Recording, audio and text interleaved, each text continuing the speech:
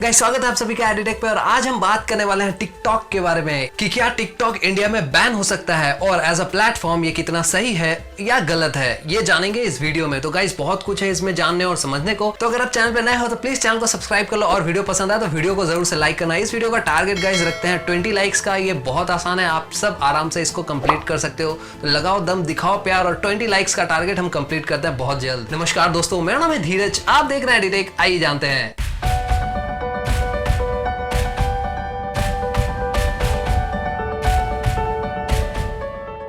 Guys ये जो war है ना, जो पिछले कुछ दिनों से चल रहा है टिकटॉक वर्सेस यूट्यूब का, ये अब बन चुका है टिकटॉक वर्सेस इंडियन यूथ। ऐसा मैं क्यों कह रहा हूँ, इसके कई रीजंस हैं। इस पे आने से पहले इस बारे में बात कर लेते हैं कि टिकटॉक के लिए ही ऐसा क्यों हो रहा है, या फिर सिर्फ इंडिया में ऐसा हो रहा है, या फिर बाहर भी कुछ ऐसे जगह है जहां पे ऐसा चीज हुआ है टिकटॉक के अगेंस्ट में कोई कार्रवाई।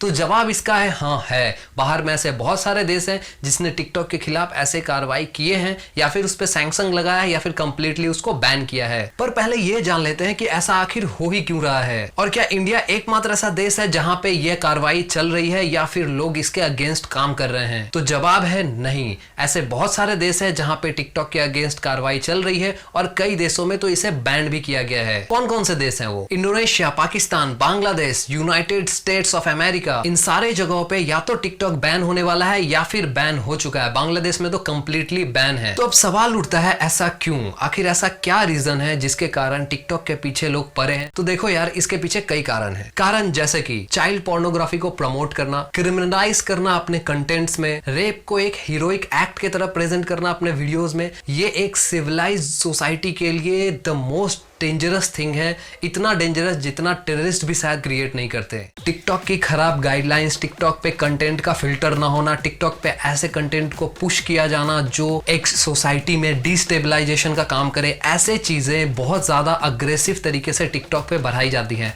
हाँ, मैं मानता हूँ टिकटॉक पे बहुत सारे अच्छे कंटेंट भी होते हैं, क्रिंज कंटेंट सब नहीं होते हैं, बट अच्छे कंटेंट को टिकटॉक जल्दी प्रमोट नहीं करता। उसका एल्गोरिदम ऐसा ही है। और ये सारी चीजें कलेक्टिवली मिलकर हर एक देश में उनके लोगों को टिकटॉक के खिलाफ आने पे मजबूर कर रही है, क्योंकि सरकार का ध्यान किसी पर्टिकुलर ऐप पे कभी जाता नहीं है। एग्जांपल के लिए बांग्लादेश, इंडोनेशिया और मलेशिया की बात करते हैं। इन देशों में कई जगह टिकटॉक को बैन किया गया। बांग्लादेश में स्ट्रिक्टली बैन है, आप टिकटॉक यूज नहीं कर सकते। मलेशिया में बताया नहीं गया कि बैन है, लेकिन मलेशिया में प्ले स्टोर पे अगर आप कंट्री चेंज करोगे प्ले स्टोर पे, तो वहां पे आप टिकटॉक इंस्टॉल नहीं कर सकते। ये सिंपली बताता है कि आपके कंट्री में ये सर्विस अवेलेबल नहीं है। तो मलेशिया में भी बैन हम मान सकते हैं, क्योंकि वहां टिकटॉक आप इंस्टॉल नहीं कर सकते प्ले स्टोर से। अब आते हैं इंडोनेशिया पे। इंडोनेशिया ने इनिशियली इस पे बैन लगाया, प्रतिबंध लगाया।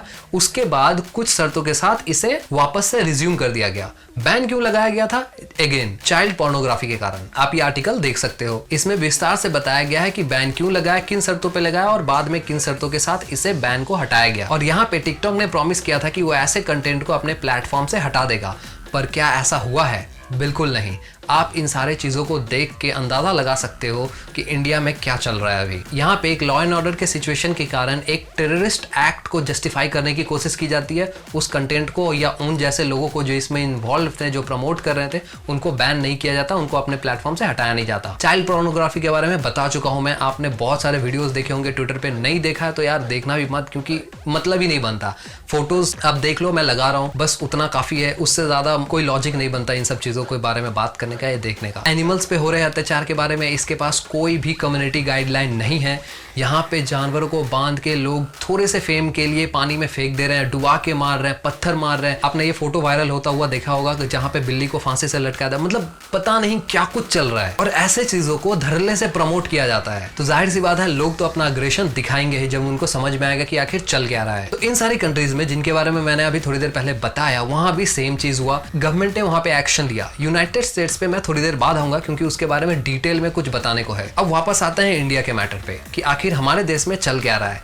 तो गाइज आपको अगर पता होगा तो इंडिया में एक वुमेन कमीशन है जो वुमेन प्रोटेक्शन को लेके काम करती है। तो इस कमेटी की जो अभी मौजूदा अध्यक्षा है श्रीमती रेखा शर्मा जी, इन्होंने बहुत कुछ कहा है टिकटॉक को लेकर और सीरीज ऑफ ट्वीट्स किए हैं। ये सब ट्वीट्स आपके लिए पढ़ना इंपॉर्टेंट हो जाता है, तो मैं एक एक करके यहाँ ट्वीट्स को चला रहा हूँ। आप चाहो तो वीडियो पॉज करके भी पढ़ सकते हो, हालांकि मैं समरी जरूर बताऊंगा इसके बारे में। इनके ये ट्वीट्स डायरेक्टली टिकटॉक इंडिया को टैग करके किया गया था और इन सारे ट्वीट्स में ये ऐसे वीडियोस को हटाने को कह रही हैं जो एक्चुअल में वुमेन को अब्यूज करता है या वुमेन के खिलाफ हेटरेट पैदा कर रहा है। किसी भी वीडियो में अगर ऐसा कुछ होता है तो ये बहुत ही एक्टिवली उस पर काम करती है और उसको डाउन करने की मांग करती है टिकटॉक इंडिया से। अब टिकटॉक इंडिया क्या कहता है कि वो ऐसे अकाउंट्स को और ऐसे वीडियोस को अपने प्लेटफॉर्म पे कोई जगह नहीं देता और इस तरह की चीजों को वो डाउन करता है। पर क्या ऐसा है? अभी भी आप अगर टिकटॉक खोलोगे तो वहां पे बहुत ही लाखों वीडियोस ऐसे मिल जाएंगे जो एक्चुअल में रेप हो या फिर वुमेन के खिलाफ अब्यूजिव हो, हेटफुल हो, वायलेंस क्रिएट करना हो, इन सब तरह के वीडियोस को अभी भी उस प्लेटफॉर्म से डाउन नहीं किया गया। आप आराम से उसको एक्सेस कर सकते हो। तो आप समझ रहे हो इस प्लेटफॉर्म की कम्युनिटी गाइडलाइन किस हिसाब की है और कैसे इसे फॉलो किया जाता है। जब इतने बड़े पावरफुल ओहदे पे बैठे हुए शख्स की बात नहीं सुनी जाती, एक अकाउंट को बैन करके एग्जांपल दिखाया जाता है, जो सिद्दीकी का अकाउंट बैन हुआ था क्योंकि वो मीडिया में आ गया था। टाइम्स नाउ ने इसको प्राइम टाइम में चलाया था और वो मीडिया में आ चुका था, इसलिए उसके अकाउंट को बैन किया गया। बट क्या ऐसे एकमात्र अकाउंट है? ऐसे बहुत सारे अकाउंट्स है, पर क्या उनको डाउन किया गया या उनके वीडियोस को बंद किया गया? नहीं, वो अभी भी टिकटॉक पे अवेलेबल है, आप उसको देख सकते हो। और यहाँ पे यूट्यूब की कम्युनिटी गाइडलाइन जरूरत से ज्यादा ही प्रोएक्टिव होकर काम कर दिया। इनको एक लीगल नोटिस क्या आ गया, वो इनको वेरीफाई नहीं किया कि क्या लीगल मैटर वो जीत सकते हैं और नहीं, और झट से कैरी मिनाटी और उससे रिलेटेड जितने भी वीडियोस थे उन सबको डाउन कर दिया गया और उसे cyber bullying, so called cyber bullying का नाम दिया गया। और टिकटॉक जैसे प्लेटफॉर्म पे जहां पे डायरेक्टली क्राइम, टेररिज्म और रिलीजियस हेट्रेड फैलाया जाता है, वहां पे पूरे के पूरे प्लेटफॉर्म पे जहां पे ऐसे कंटेंट्स भरे हुए हैं, उस प्लेटफॉर्म को कोई लीगल नोटिस नहीं जाता है, आराम से चल रहा है। सस्ते फेम और नकली पॉपुलैरिटी के चक्कर में लोग उस प्लेटफॉर्म पे क्या कुछ नहीं करते, लेकिन फिर भी कोई केस नहीं, कोई लीगल चीज नहीं, कोई प्रतिबंध नहीं, किसी भी तरीके का कुछ नहीं। और यहाँ पे एक आदमी उसको रिप्लाई करता है तो उसके वीडियो को डाउन कर दिया जाता है, चैनल्स पे स्ट्राइक आता है, धमकी दी जाती है कि चैनल बंद कर दिया जाएगा। अब जैसे कि मेरे वीडियो को ले लो, अब जैसे इस पे मैं वीडियो बना रहा हूँ, अब पता नहीं ये भी डाउन हो जाए, यूट्यूब डाउन ही कर दे क्या, ठीक। तो ये जो हेट है ना और ये जो वन साइडेड चीजें हो रही हैं, इसको लेके लोग और खासकर इंडियन यूथ बहुत ही ज्यादा एंग्री हो चुका है, बहुत ज्यादा उबल चुका है अंदर से। और कार्रवाई तो आप देख ही रहे हो, टिकटॉक 4 दिन पहले 5 दिन पहले कहां पे था और आज उसकी रेटिंग गूगल प्ले स्टोर पे क्या है आप देख सकते हो। और इसीलिए मैंने शुरू में कहा था कि ये वॉर यूट्यूब वर्सेस टिकटॉक का नहीं बल्कि इंडियन यूथ वर्सेस टिकटॉक का हो चुका है। तो गाइज ये तो थी लॉ एंड ऑर्डर की बात है, जो इस ऐप के कारण माहौल खराब किया जा रहा है, इसके ऊपर इसके कारण सोसाइटी में एक नेगेटिविटी फैल रहा है और लोग इसके अगेंस्ट काम कर रहे हैं। बट अब आते हैं प्राइवेसी के ऊपर। मैंने अभी थोड़ी देर पहले बताया था ना कि यूएस के बारे में बाद में बात करूंगा, अब वक्त है यूएस के ऊपर बात करने का। एक वीडियो है यूएस सेनेट का और ये आपको देखना चाहिए। इसका एक क्लिप मैं अभी यहाँ प्ले कर रहा हूँ, आप इसको सुनो। TikTok was the most downloaded app of 2019, more than any other app in the country.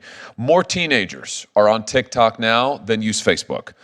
It counts millions and millions and millions of Americans as users, but it is owned by a Chinese company that includes Chinese Communist Party members in leadership, and it is required under Chinese law to share user data with Beijing.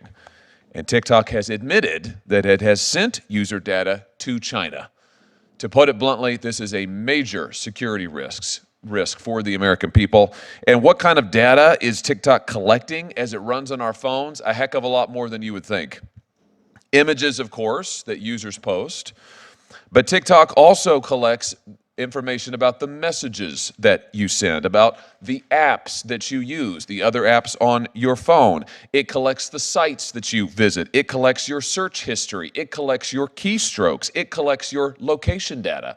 It stores all of this and maybe lots more. उम्मीद करता हूँ आपको समझ में आया होगा कि जो ऑनरेबल मेंबर थे वो क्या कह रहे थे। अगर नहीं तो मैं समझा रहा हूँ, प्लीज ध्यान से सुनना। टिकटॉक एक चाइनीज कंपनी के द्वारा बनाया गया है। इसकी जो पेरेंट कंपनी है वो पूरी तरह कंप्लीटली चाइना में लाई करती है और इसके ग्लोबल ब्रांचेस फैले हुए हैं। अलग अलग कंट्री में इसके अलग अलग सर्वर है और अलग अलग डेटाबेस है जहां पे ये अपने डेटा को स्टोर करती है। बट प्रॉब्लम ये नहीं है कि वो स्टोर करती है, प्रॉब्लम ये है कि चाइना में एक कानून है जिसके तहत चाइनीज कंपनीज को दुनिया भर के यूजर्स का डेटा अगर चाइनीज गवर्नमेंट उनसे डिमांड करती है तो वो उनको देना ही पड़ेगा, ये कंपलसरी है। इंडिया में ऐसा कानून नहीं है, इसलिए हम इससे यूज टू नहीं है, इसके बारे में आप उतना नहीं जानते होंगे। तो अब यहाँ बात कुछ ऐसी है कि अगर इन कंपनीज से जो टिकटॉक को कंट्रोल करती है या ओन करती है या अदर ऐसे जितने भी प्लेटफॉर्म्स हैं, लाइक है और अलग अलग प्लेटफॉर्म्स हैं, इन सबसे डिमांड करती है कि ये अपने ग्लोबल यूजर्स का डेटा चाइनीज गवर्नमेंट को मुहैया कराए, तो ये बाध्य है उसको मुहैया कराने को। तो चाइनीज गवर्नमेंट करेगी क्या? चाइनीज गवर्नमेंट अभी एक फेस रिकॉग्निशन टेक्नोलॉजी पे काम कर रही है। उससे होगा क्या, दुनिया भर में आप कहीं भी रहो वो आसानी से आपको ट्रैक डाउन कर सकती है,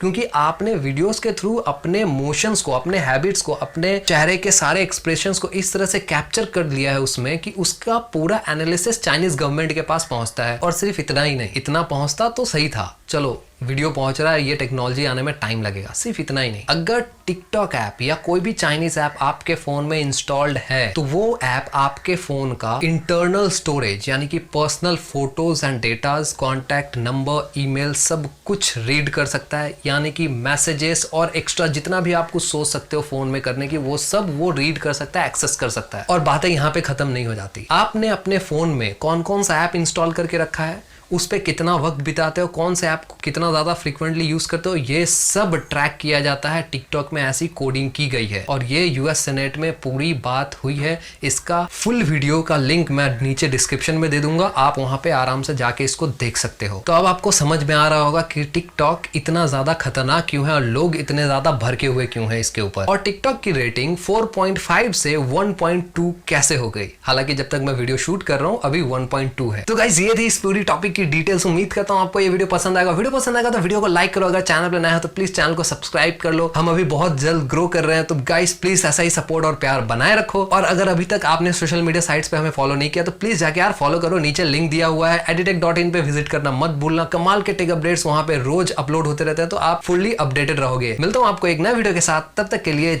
जय हिंद।